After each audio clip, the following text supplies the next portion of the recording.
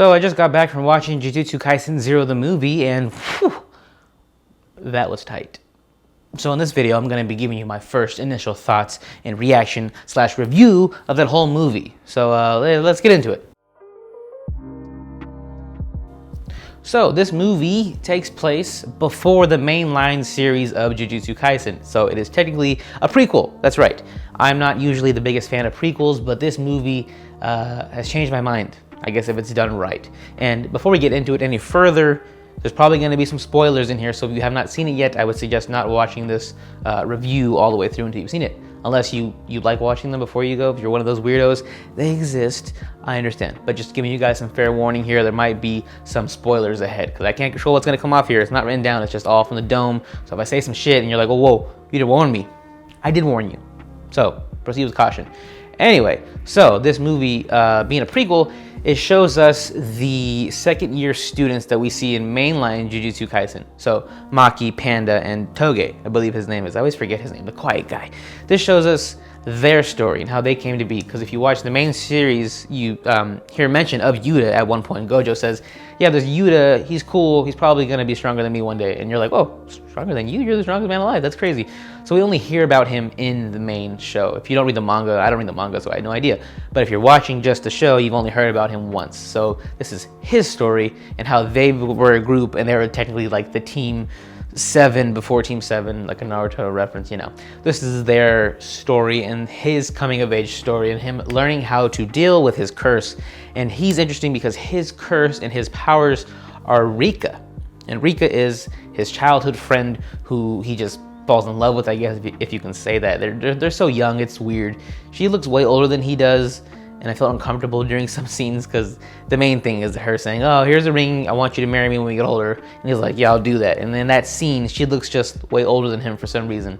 And I thought it was weird. Anyway, it's kind of sweet, you know, that friendship you have with someone and it becomes so close that you're like, I want to cement this forever. So this was their way of cementing it, that they promised through this ring to be together forever. Forever. So, sad story. She gets hit by a car. Typical anime stuff. She gets isekai'd into another world. We'll probably see that eventually. Just kidding, we see in this movie, she gets isekai'd into becoming a curse herself because Yuta, we find out in the movie later on, he places the curse on her and says, hey, you need to stay with me forever. So even in death, she stays with him as a curse.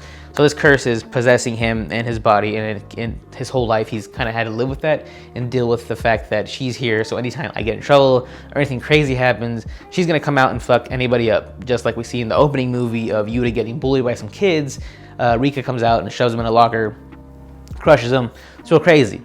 So he's just kind of been keeping to himself, like, hey, I don't want to deal with that, so I'm gonna just isolate myself from everybody else. Typical Jujutsu Kaisen fashion.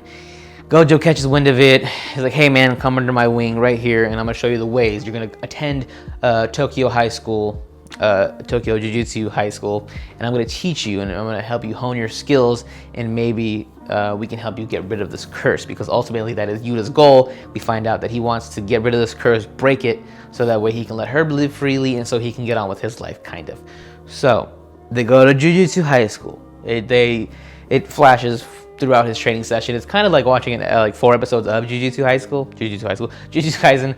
I could see if they didn't want to have Yuji be the main character, they could have just had what we seen in the first season, but just have it be Yuta, because it's kind of the same thing where he's kind of like honing his skills.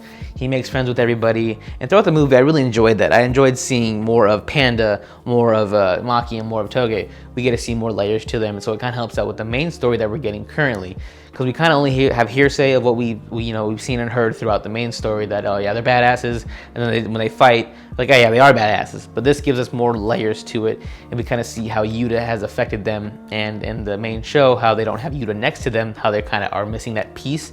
And yeah, I enjoy that. I enjoy Maki kind of getting, telling her, hey, I don't need anybody, I'm doing this for my own help, but also you're kind of cute. That was pretty funny.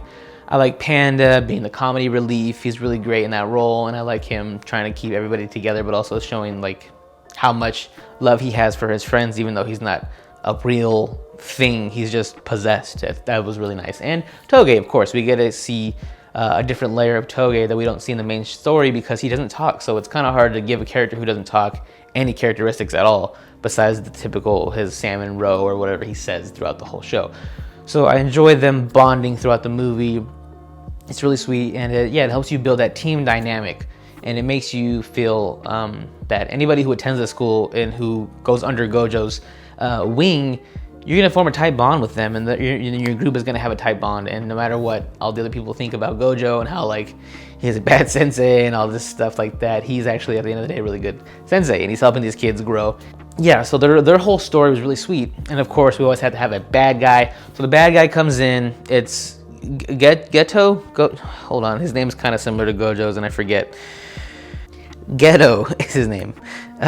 Yeah, he's the bad guy of this show, and if you want to know like a shorthanded version or his motivation of what kind of character he is, he's pretty much just Voldemort from Harry Potter. He hates people who don't have natural jujutsu abilities, sorcerer abilities.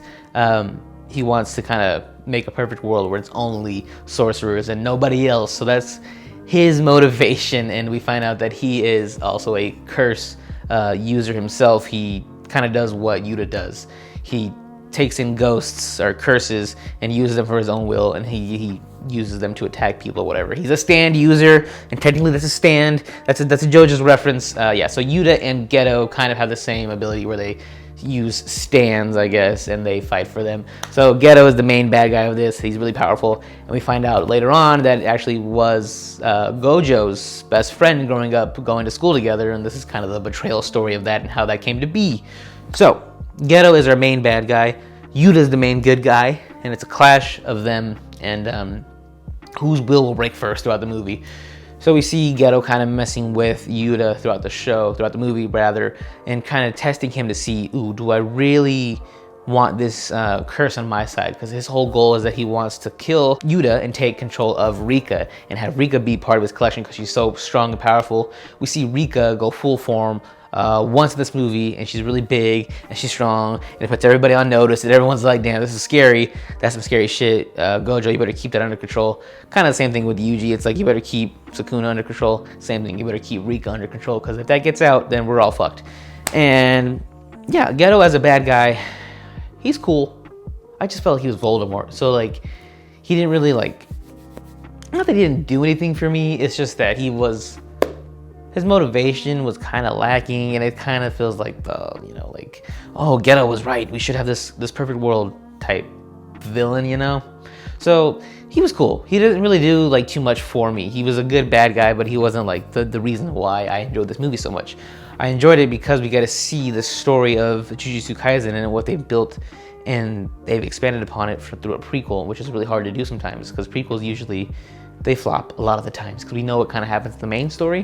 So it was cool to see them expand upon this universe and keep that same feel and energy throughout that we've gotten through the series. I was kind of worried, like, hey, maybe this movie might suck and it might not feel the same as it does when we're watching the show. But watching it, I was like, oh, I'm back in the world of Jujutsu Kaisen, and I feel that this is what they wanted. They wanted you to feel immersed in that darker environment of Tokyo, and while being very silly at the same time. They do a really good job of balancing that comedy and that drama throughout, and they did the same thing in the movie. There's a lot of comedy parts, there's a lot of drama parts. I enjoyed the fact that they captured the world again, and they expanded upon this story, and they introduced this new character who we end up caring a lot about by the end of it. And usually when you get some sort of character like that who's not the main character that we're used to, we're kind of like, oh, he's not gonna be the same as Yuji. He's gonna be some knockoff or whatever. And no, he felt like his own character. He felt, he kind of reminded me of Junpei a little bit, actually, thinking about it. But yeah, it makes you care about him because you're watching his story of him growing up and all the struggles that he's went through. And you want him to win at the end of the day. You want him. He's just a kid who, unfortunately, got stuck with this situation, and he's having to deal with it and having to, grow up with it. And him coming of age and learning through the teachings, like, yeah, you're not, you don't need to be alone. You can have friends around you. You can have people around you who care about you and help you get through this. And it's really important that you have someone around you like that. Because if you isolate yourself, you try to deal with it by yourself, a lot of the time it's not going to work out. It's going to eat you inside. And yeah, it's really sweet story between him and Rika, and the way it ends and everything, that they have to let go at the end. I do like that. And yeah, so that's Yuta's story. I enjoy Yuta's story. I'm curious to see what happens post this movie, because he is still alive apparently. For some reason I thought going into this that he was dead, so I thought that this was the story about him and he was gonna die at the end, because we don't see him in the main story. So I was confused by that. So I'm curious to see what happens. I don't read the manga, so don't spoil it for me. I don't know what's gonna happen to him. I don't know what his fate is, but I'm curious to see what happens for him. So that movie was meant for you to care about Yuta, and now it did its job. I care about Yuta now. So the main highlight for the movie, of course, is the big battle scene that we get, and man, Gojo? Yo, Gojo? He was throwing hands, and it's not a surprise. We're used to seeing that, but he was getting serious in the city. He was like fighting that Miguel dude who, I guess he just uses a rope. His weapon's a rope, and he's fighting him in the city while everything's going on. And Gojo's like, I don't have time to deal with this. So he kind of kicks it up a little bit and gives him the Itmon combo, the rolling fists. And in the theater, I was going crazy. I was so hyped on this. Christian, shout out to Christian and Chris, both of us, we went to go see it together. We were hyped, and it was just like, that was my favorite part of the movie, just seeing them all come together, all the sorcerers. And my boy Toto makes an appearance, and I was super hyped for that because I was watching it. Toto is older, so he should be in this movie logically, right? And they lead up to him. They do all the people. They do the girl in the broom. They do the robot. I'm sorry, I don't know their names off the top of my head. And then eventually it gets to Toto, and I'm like, yes, Toto's here. Sick. He didn't really fight. That was kind of disappointing. But yeah, that was probably my favorite part of the movie, was just the big fight scene. Of course, it's always going to be the fight scenes, right? So beyond the emotional stuff, just having the action be there, because Mappa has killed it with the series, and them keeping it in the movie, and just of course killing it as well with the action. You can tell the animation, they studied the fighting, the way the body moves, the way that people react to getting hit. It was on display here, because Gojo was throwing hands, and then we got Tamaki and Panda. They were throwing hands with Geto, and then it gets to Yuta, and Yuta, my boy was going crazy. He used Fool's Power, and he was using Toge's own technique, the curse technique with the megaphone. That blew me away. I was like, damn, what the hell's happening here? So Yuta could possibly be the most overpowered person in the world from what we've seen, if he can harness his skills. I don't know how it's going to work now without him having Rika, but yeah, the action was there. It was glorious. The animation was there. That was fantastic. The storylines worked for me. They made you feel connected to these characters emotionally. It expanded upon the universe, and that's what you want in a movie. You want it to expand upon the universe. You want your people to care about your characters, and you want to give them a show. And they did all three of those things in this movie, which is why I really enjoyed this movie. If I had to give it a rating out of like 10, I'm seeing a lot of 10s, and I'm seeing a lot of 9s around the world for this movie. I'm going to give it a 9. And I'm only going to give it a 9 because they didn't give Toto more fighting, okay? If you have Toto, you have a character like Toto, and you don't utilize him with your full abilities in your own movie, you get a 9. I don't know, you wasted it. You wasted him. So I'm going to give it a 9 just because I feel like there's room for improvement. It was really good, and it's better than your typical like anime movie. It was top notch. I'm gonna give it a 9 though, because I want them to have a little bit of room for improvement. You can't knock it out of the park right away, because there's nowhere to go from there. But from here on 9, you can go up. You can go to 10. You can go to 11. Fuck it. Do what you gotta do. So yeah, Jujutsu Kaisen 0 gets a 9 from me, and I suggest you watch it if you haven't already.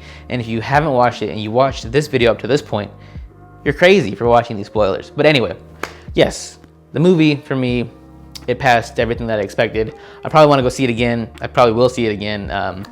And yeah, I enjoyed it. So let me know down below what you thought of the movie. If you've seen it already, would you recommend it? Would you not recommend it? What was your favorite part? What was your least favorite part? All that fun stuff. Do that down below in the comments. Also subscribe, follow us, all that fun stuff's in the comment section. Not the comment section, but the description below. All that fun stuff. So yeah, thank you guys for watching. I'll catch you guys in the next one.